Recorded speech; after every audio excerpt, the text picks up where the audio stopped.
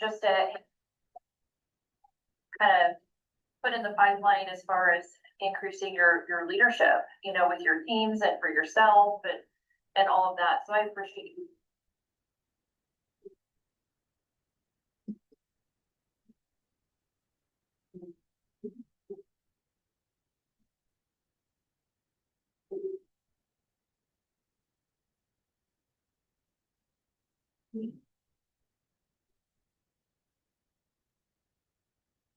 Yes, I love once I saw the title, I'm like, all right, we've got to do this. And I'll give you a little bit of history on just that phrase of, what you focus on expands. There was, when I was a consultant with Country up in District 1, so that was Jody's district, Washington, Alaska, Idaho, and I was the consultant at that point. And he would always have me in. He was so gracious and increasing my leadership skills and just seeing something in me that I definitely didn't see in myself at that point. And so he included me in on all the manager meetings that, all the managers get together, and I was like, oh my gosh, I get to be flying the wall in this, I felt special. And so he had this consultant come in, and this guy was a real estate agent over in Coeur d'Alene, but he also did like some coaching, business coaching, and had a little business like that. And I can't remember what his name was. But his brain, like the theme of the meeting was what you focus on expands. And so I just have taken that.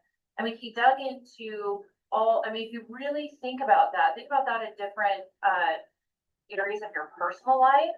Think about that in different things that happen to you.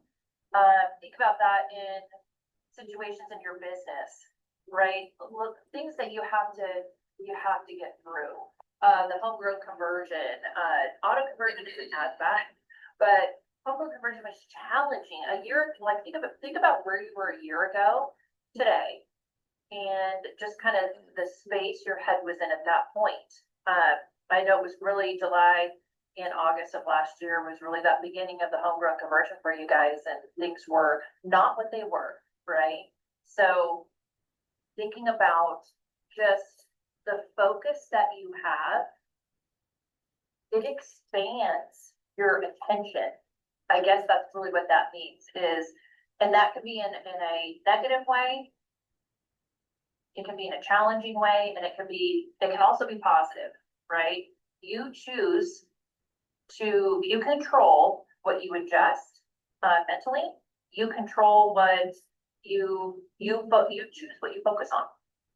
All right. So with that little bit of explanation, just a history of why I felt this two-part series would be really good to hone in on. I'd love to hear from you, because again, this is, even though I say it, this isn't me talking the whole time. This is interactive.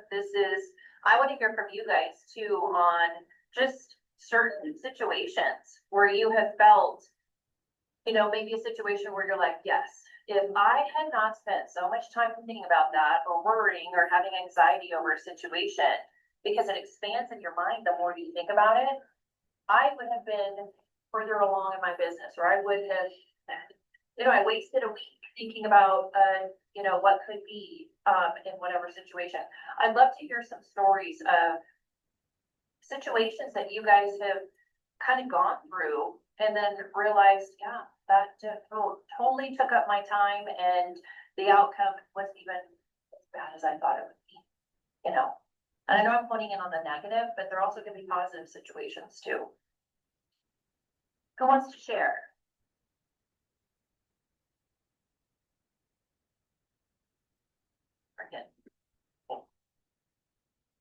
Well, I'll go first. Oh, go for it, Cora. Getting into this new space kind of gives me the little reset button that I needed. And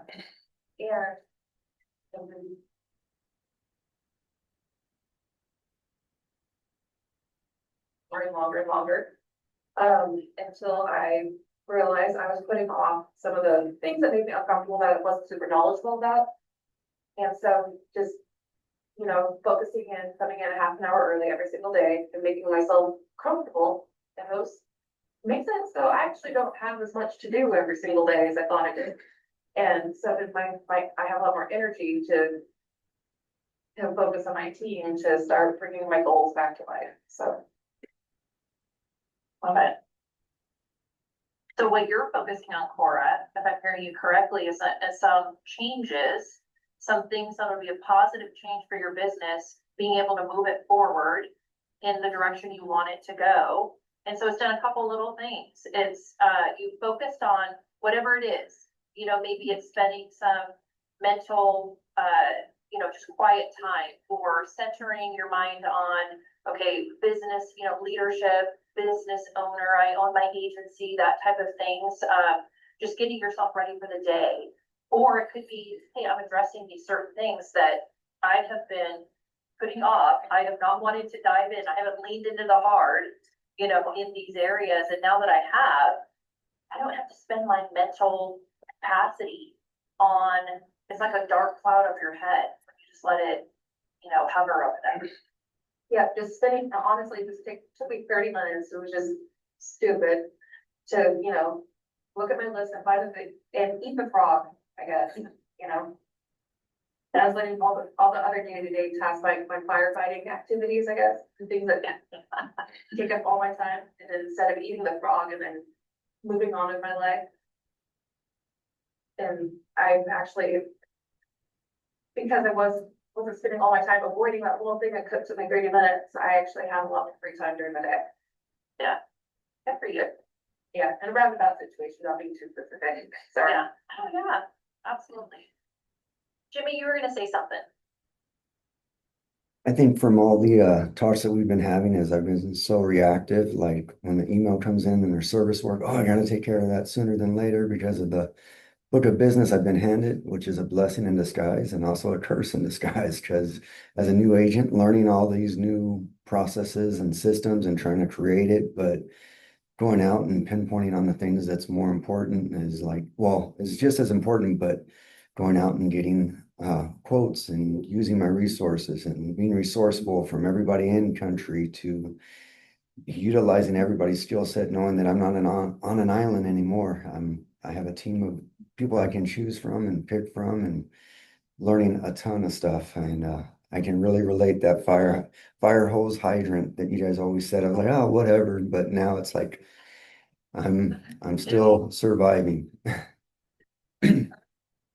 That like the water's not up here anymore, it's right here, and you Jimmy's a great example, like just being in the Bend office with him, and it really I've seen it shift. And I'm just gonna brag on you a little bit, Jimmy, where number one, we got the IT issues taken care of, okay. But and so that was a big That was all me. but a lot of it is like just, walking him through the day-to-day and what he was working on. And all right, when we talk about what you focus on expands, you see the difference in him dedicating a portion of his day to going out and prospecting. And whatever that looked like, this dude is not afraid to walk into any store, talk to people at Costco. I think Costco is his favorite place to connect with people. But really just taking it to the next level and being exposed out there in the community. And that's where he gets his energy, right? I think you all can kind of think about, where do I get my energy from? Where am I happiest? Is it being out amongst people? Is it networking? Is it building those centers of influence, taking them out to lunch? It's activity in your business. And when all you're doing is focusing on service work, that sucks, But if that's all you're doing, it's expanding your mind, and you're like, I don't like this, and it weighs on you negatively in your business. So I guess with that, my encouragement is using Jimmy as an example of, gosh, spend time, focus on those areas that you enjoy about your business, or spend some time positioning your business so you can do that in the future. Right? Because some of you might be saying, well, Christina, I love it. I don't have an assistant right now. Like, I would love not to have to do service work. Well, then work on those things to get the steps to get you ready to bring one of those assistants on. So that's my encouragement. All right. Anyone else? would like to share like a story of, hey, yeah, when I focused on this, it was either good or bad, and I realized that I needed to do something different, or the impact it had.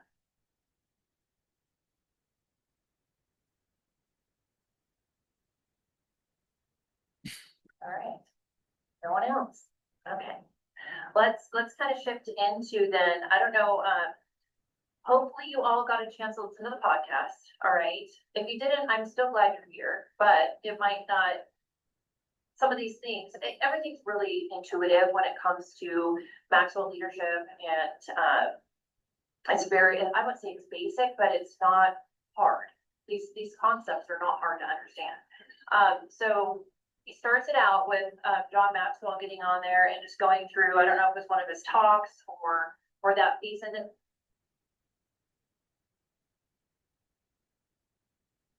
of the podcast was the two guys on there just kind of unpacking what John was talking about. So some of the things that they talked about was he had 4 things to put in front of you. All right.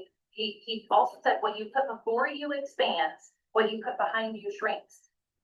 So isn't that the truth? You know, things that you put behind you that you're not going to address anymore are in the rearview mirror. The rearview mirror is much smaller than the windshield, right? So whatever you put in front of you is, you're looking at it through a big windshield. What you put behind you is actually in the rearview mirror, which is much smaller. So I love that kind of that word picture. But he talked about 4 things to put in front of you. All right, the first one, and I think we're only going to address 2 today. And then the next time we'll do part 2, which I think is picking up the next 2. Spend time with the right people. All right, and he kind of gave 6 different definitions of who the right people should be. Who are the right people for me? Number 1 was they show unconditional love, and kind of some to expand on that, always cared for and loved no matter what. So, I mean, who might be these people in your life?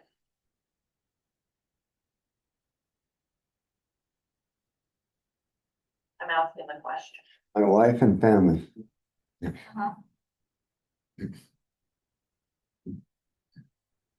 Friends, some friends. No, I mean, that's what I think of. Anything else? These right people add value to my life. They're a plus, not a negative in my life. They make me a better person. They continually grow, always learning and improving. This one kind of stands out to me because when you think, let's just take it from the business perspective, your agency, your leadership in your agency. And you can even think of it from your team. All right, let's just make up a scenario where you have people on your team and you come in, and doesn't it feel much better to have a team member that you are partnering, that they're part of your agency, that is positive, that's excited, that they like what they're doing, they like to be there, they feel like they're part of your team. They're an integral part of moving your business forward, and they want to always learn and improve.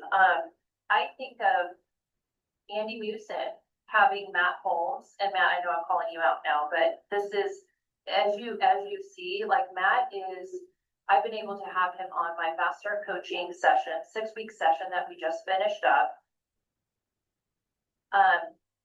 And the benefit of Andy having you on his team, Matt, that you are engaged, you're wanting to grow, you're wanting to learn. That's an example of who we all should want to have on our team. You know, and I know many of you do, like going in your offices and meeting and, touching base with these people on our team as a whole. But it's so much better to walk in and have positivity, and you see a growth mindset rather than, walking in and here's what happened yesterday after you left, and, everything's negative, or, oh, had to deal with this again, things like that, where I've been there. I've had staff, I know it's a drag, but it's good to put yourself in a position where you have positivity and a willingness to want to be better in whatever role they're playing for you. So just use that.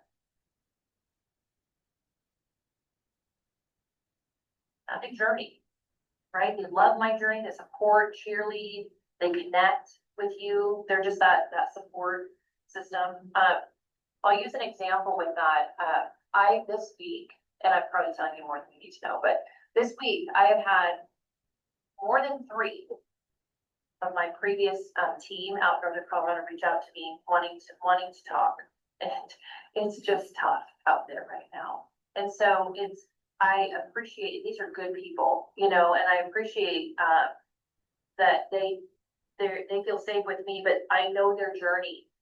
I know I'm a great cheerleader for them. I support them, and it's great to have those people. And maybe you guys can think of those people in your life that you know you can count on just to give you that boost, give you that just that shot of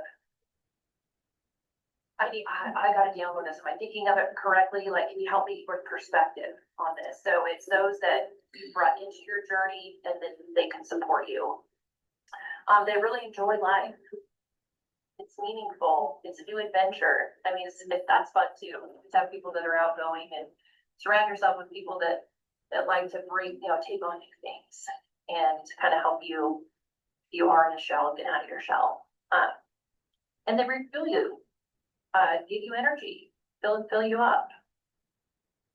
Anyone want to kind of share if you have those people in your life, like who they are and what they do for you? So obviously Jeremy Chapman down in Myrtle Creek, I've known him since about 4th grade. So you're talking about support and everything like that, but in my opinion, you also need somebody that's gonna be brutally honest with you and pardon what I'm saying, but kick you in the ass when you get kicked in the ass. So we utilize each other a lot on that. And then we have another friend that owns a mortgage company. His name's Brandon Spooner. We play college football together. He's the truth teller for both of us. Hey, get off your butt and go do this. Stop crying in your deal. Move on. So for me, those 2 guys, good, bad, or different, I know they're going to be honest with me moving forward. And like you said, kick you in the backside when need be. Yeah, love it. Thanks for sharing, JR. Who else? So I told you about my book club that I joined. So actually just this morning, I got just a random message on there because we meet once a week, 6:30 in the Friday morning on Friday. We spend half the time talking about the book and the other half the time talking about what's going on in our businesses. And they're all leaders, they're all business owners, they are all general managers, they are just people, we're all like-minded people. And she just said, hey, I told you all how much I appreciate book club and the inspires and inspiration you all provide. You guys are the best. So those are the people that I'm surrounding myself with. And it's only been recent, but things are way more positive with them in my life. Yeah, love it. Thanks for sharing, Cora. Who else has an example? Hey, I was gonna say, it's been about a year ago. Kathy, who works for me, got me involved in the BNI business networking group over here, and so, we're at 15 people, but what's been interesting being part of that group is, and there's a State Farm agent in that group, and we actually share business. I mean, who would have ever thought of that? But what's really cool about it, everybody trusts everybody. They know that if you need somebody for something, you can go to that person, and it's brought some business, it's brought some energy, it's brought some knowledge about being a business owner. Everybody's got about the same problems for what to do about it. So I would encourage joining a BNI group. I think there's some pretty good resources and referrals right now. I love it. Yeah, I know several of you are in networking groups or leads groups or whatever you call it. And BNI obviously is one of those ones that kind of rise to the top. Everyone knows BNI and Gary, it's good to surround yourself with those like-minded people. We all struggle, you know, you're not all from the same industry, but every business owner struggles with this almost the same thing, you know, maybe at different times, you know, depending on what the landscape of the business is, but it's camaraderie. It's, hey, I need help. And you know that those people, because they know how it is to be you, because that's who they are, business owners. They know they're, you know, the first ones along your side saying, hey, how can I help? I've been there. You can do it. You know, those type of people are great. Great to have in your corner. All right, some of the notes that I took, that was sort of like the fill-ins. And I want to kind of expand a little bit on the notes that I took as I was listening to them unpack that you guys, Chris, I can't remember the names. Anyway,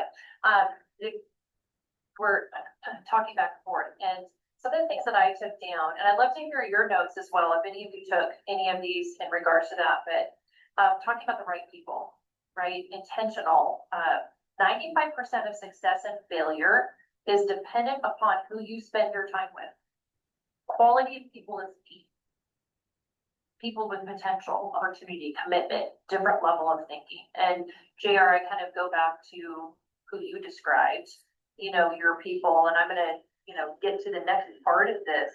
Really, part two is saying what you need to say. And you mentioned, hey, they're the ones that kick me in the pants. If I need that, they tell me the truth. So it's great to have those people that actually tell you the truth and not just what you want to hear, but also the fact that those are the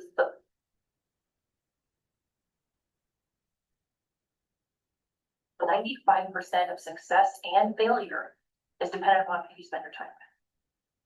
So I encourage you to spend your time with people that are positive. And I don't mean fake positivity. I mean somebody who sees the opportunity no matter what the situation you're in is, and will tell you the truth rather than sit in the pit, right? They may sit in there with you for a little bit and then pull you out. Those are great people to have too. Come alongside you in the pit, but don't let you stay there. Those are good as well. These are people that saw your potential or what you were doing incorrectly, and told you about it. Positive, potential, opportunity, negative. Have you ever had somebody, when I read that, negative equals doing wrong, that all they did was tell you what you were doing wrong instead of, you know, did you see any potential, or are you just telling me what I'm doing wrong all the time? Does any of those people come to your mind?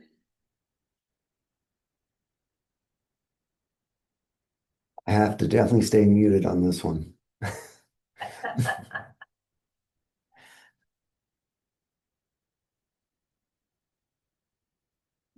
I know I have those. I mean, as I look back through my career, not so much with country, honestly, but previous to that, you know, I can think of, okay, here we go again, you know, and never, maybe at the end, maybe saying, hey, and you did this right too. But it was mainly focused on, hey, I need you to do this because the way you did it was not the right way or the way I would have done it. So, I know we have lots of those people in our life. A little bit more on the control side. What else? All right, let's kind of transition to the second part of the podcast, which was a lot of it was about saying what you need to say. All right, and there was let me go back up into the fill-ins if there's anything on that. Am I on the right track? I need some help in this area. What did you learn in this area? There's no stupid question, basically. They kind of correlated it to a blind spot. Is there any area that's a blind spot in my life that I'm unaware of or I'm aware of and I work on because someone talked to me about it? Do you guys have any situations where somebody came alongside you, called you out, and you've improved that piece of whether it be personal or business because somebody addressed it with you?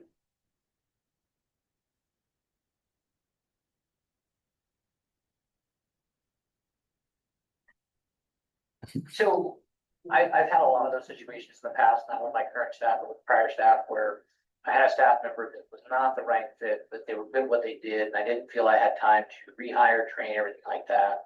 And the group of guys I was talking about prior, I would have conversations, and they're like, look, finally, Brandon finally said, suck it up, get rid of her, move on. And it was a huge shift in the business. The person was very good at what they did, but the negativity in the office, there was times where I didn't want to come in the office. I'm like, no, I think I'm gonna go on an appointment or I'm gonna work from home today. And then when I got rid of that person, the atmosphere in the office completely changed for me and the other staff. Again, it's hard to hire and retrain. We're used to it, but it was a blessing in disguise. Yeah. Dude, I love that, JR, and I wonder if any of you, do any of you hesitate to bring something up, like to say what you need to say with your staff? Because you're afraid of the reaction, or you're afraid of what will happen, and the fear of maybe losing them. And for just what you said, JR, hey, that she knows her stuff, gosh, I have to replace her. But gosh, you get to the end of your rope at some point. But are you facing that right now, where you're like, I'm walking on eggshells? That's not a good space to be in, right?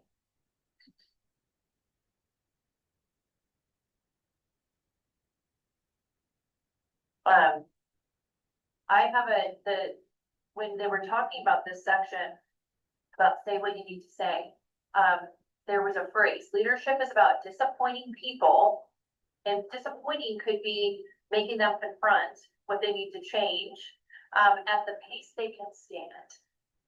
Right, so that kind of goes into, thinking about, hey, I have somebody that's on my staff that I don't want to really tell them what I need to say because I don't think they can handle it.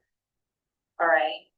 And I think the more leadership experience that you have, you can kind of weave your words in a way that helps them understand where you're coming from without the backlash, right? So I'll give you an example, because I wrote this down in my notes. It was something that happened just actually yesterday to me. So like I said, I had somebody from the other agency reach out to me, and I had a conversation with her, and I asked her, I go, hey, how is this space? Like, she was working on a certain space in her business, and she was starting to get traction, but spending a lot of time in it, and not maybe seeing the results that she needed to see. And I would talk to her about it all the time.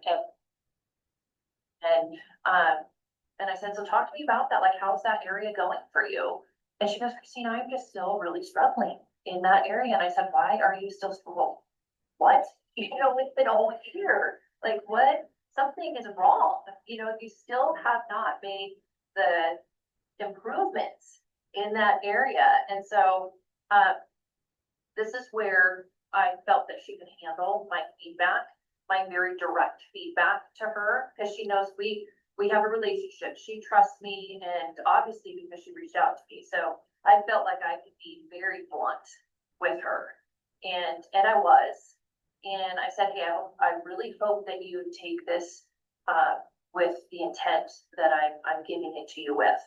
And I said, I want to see nothing but success for you, but you have got to change this, and so I had never probably been that strong with her, but I felt like she was in a position that I could be, and she did take it correctly, and I really hope that it made the impact that it needed to make, so she'll improve that area of her business. In the podcast, they talked about leaders see more and before. All right, so that's talking about setting those expectations, so then you do have the platform to have those hard conversations, right? Trust the capacity and opportunity in the people that you lead. Say what needs to be said. If you don't say it, there are some pitfalls. You're contributing to the person's lack of effectiveness. Do you guys feel that way? Like, there's things you need to say that could probably improve, and if you don't say it, you feel like it's you have part of the responsibility to that. If you are not saying what needs to be said, you're contributing to their lack of effectiveness. Do you guys agree with that?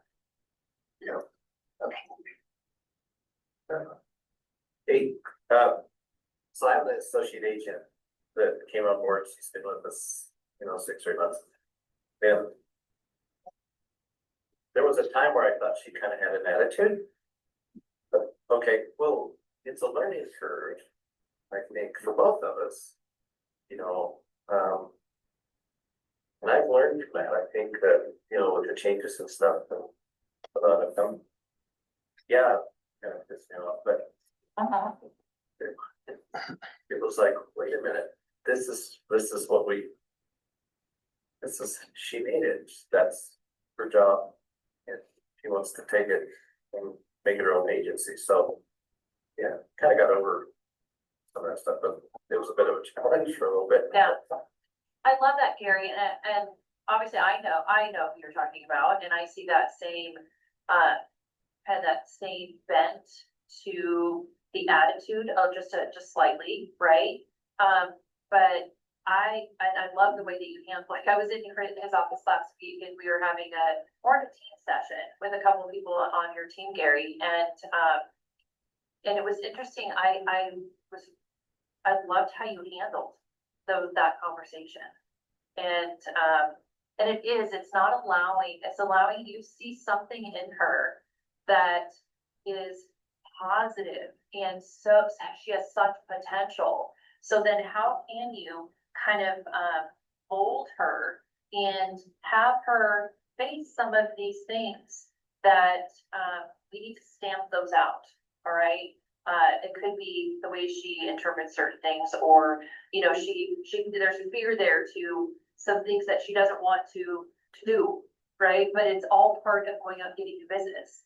And she has to do it if she wants to be an agent. So how can you, with such experience that you have, help mold her into what she needs to be by having her face those hard things and bringing those to her attention and working with her and not reacting to, maybe some of the attitude some of the times. But kudos to you for how you handled it last week when we were on that call. It's good. Anyone else have a story or want to share?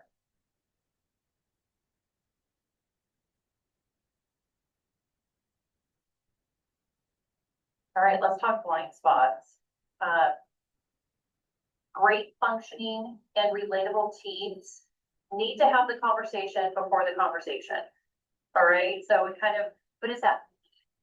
That means great functioning and relatable teams set expectations with each other.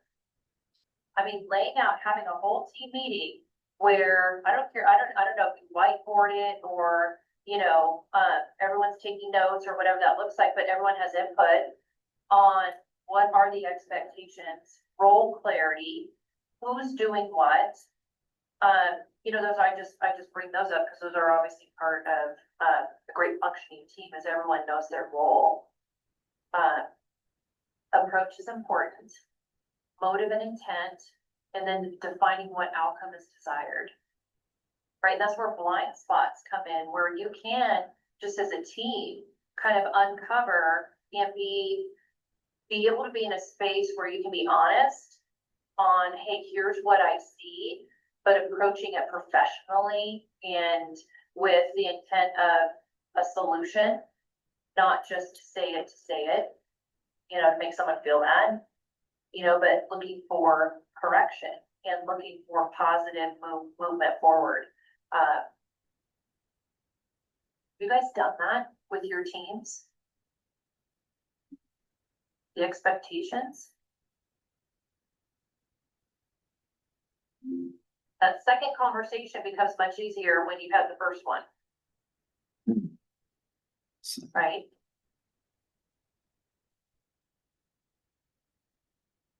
All right, there's a lot of me talking. Okay. So this is kind of, who said something? I'm like, I don't want to be the one talking either. I know. But with my teams, we have our weekly meetings, but then we also have a monthly meeting. It's sometimes those roles do change based on what we need. And that has, as long as we are clear of what each of our jobs are and what each of my expectations are, I make it fun. Like, I try to use Planner more consistently. And I have Katie told her she wants everything that she needs to. So I can look at it, inspect to see what she's working on, and so we're on the same page. I'm gonna buy her lunch tomorrow Monday. I mean, just making it fun, make little small micro goals. Yeah. Love it. What do some of the others of you do with your team in that space? As far as, like, let's have a sit down, let's make sure we're all rowing the boat in the same direction. You guys do that just once a week, once a month, quarterly? Have a big one annually?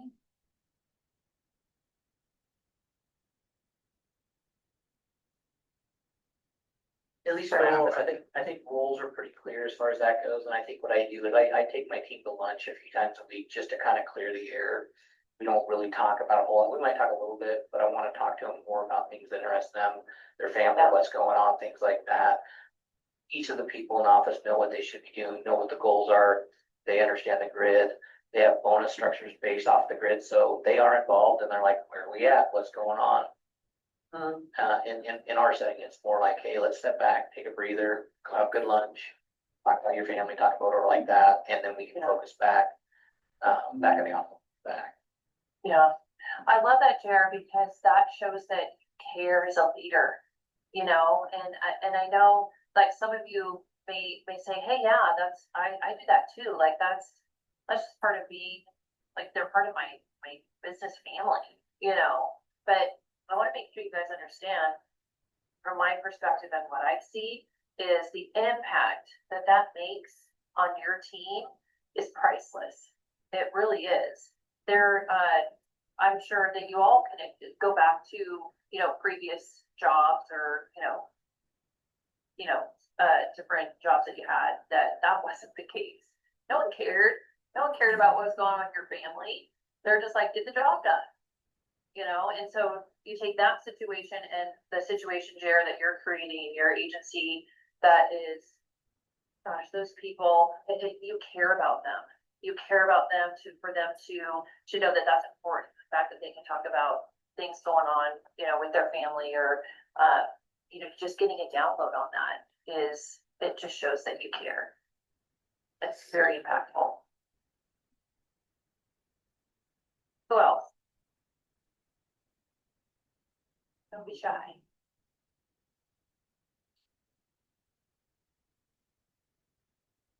All right. I am going to give you a takeaway that was at the end of this portion of this podcast. And he mentioned it was a quote from Zig Ziglar. When you focus on problems, you get more problems. When you focus on possibilities, you have more opportunities. All right. So it's expand your purpose is really what that was centered around. But I know, gosh, when you're in it, you're in the thick of it. You're not, either your business isn't where it wants to be, you want it to be, or it's, last year at this time, homegrown conversion, gosh, we're through it, look, we're on the other side, but when all you do is focus on those problems, you get more problems because it just creates that negative mindset, right? But focus on the possibilities of, all right, what is the possibilities if we shift, if we, bring in this certain aspect into our business or try this new venture, what would that look like? And it does nothing but bring opportunity in your space. So I've seen it over and over. But all right. Any questions you guys have? Anything I can help with? Doesn't have to be around this. Need help hiring a service agent. Anyone know of anyone? Bend area? Needs help. Have you tried that company that Country partnered with? I can't remember the name of it. They do the recruiting for you. You know the name of that, Christine? the ideal traits. Ideal Yeah, traits. have you tried them? I'm going to, that was my next, but it's, I was talking with another agent and it says like if somebody's within country, they already know the system. So I guess there's pros and cons to every side of it, everything, but I'm gonna be digging in on that real soon. Thank you, JR. You guys good? All right. Well, Tara, Just gonna say, have a great day, everybody. yeah. I do. I echo that. Have a wonderful day. I really appreciate you guys being on this call and I love doing this. Like this is my wheelhouse and, so I'll continue to do it, whether one of you show up or 20 of you show up. It means the same. So, have a great rest of